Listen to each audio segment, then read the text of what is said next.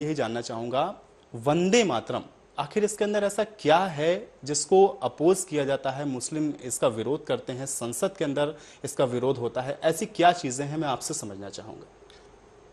Basically Vande Mataram के issue पे जो कंट्रोवर्सी है वो उसके अर्थ पे है। जैसे कि जो लोग इसका मीनिंग वंदन का अर्थ पूजा करते हैं, तो इस्लाम के बेसिक कॉन्स्टिट्यूशन में ये है कि पूजा जो है, भक्ति जो है, वो निरंजन निराकार ईश्वर खुदा की ही की जा सकती है। नबी से, वली से, या तो तुम धरती से प्यार कर सकते हो, पूजा सिर्फ ईश्वर की कर सकते हो। लेकिन जो इनका ये मीनिंग है ये काफ़ी हद तक संकुचित है। वंदन का अर्थ आप डिक्शनरी में देखो, मैंने अपनी फेसबुक पे भी उसको रखा हुआ है, इंटरनेट पे आप देखो तो वंदन का अर्थ होता है सैल्यूट, यानी सलाम करना। अगर इसका मीनिंग तुम निकालो तो अस्सलाम ऐ सरजमीन हिंदुस्तान होता है।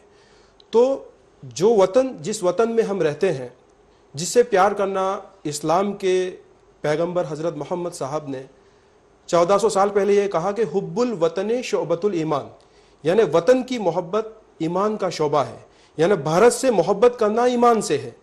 तो जिस मुल्क से मोहब्बत करना ईमान है, भला उसे सलाम करना हराम कैसे हो सकता है?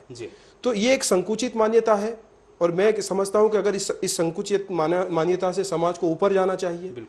और कहने की बात है कि हम सलाम एक दूसरे को इसलिए करते हैं कि हम एक दूसरे की सलामती की कामना करते हैं कि भगवान तुझे सलामत रखे, खुदा तुझे सलामत रखे।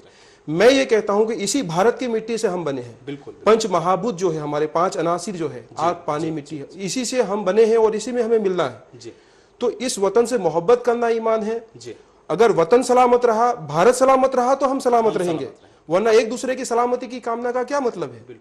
तो ये अर्थ के अंदर मैं मानता हूं कि इस अर्थ में वंदे मातरम को कहना कभी भी नाजायज नहीं हो सकता, बल्कि किसी भी मजहब में, इस्लाम को छोड़ो, किसी भी मजहब में अपने वतन को, अपनी माँ को सलाम करना कभी भी नाजायज नहीं।